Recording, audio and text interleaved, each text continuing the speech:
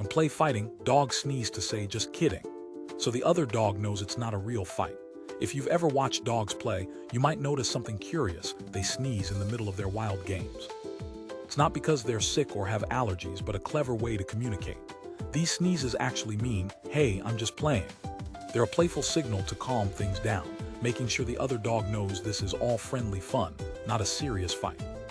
The sneaky sneeze keeps doggy friendships safe and games going strong, showing just how smart and social they really are. Ever caught a dog fake sneezing? Share your funniest pet moment below and follow for more cool animal secrets.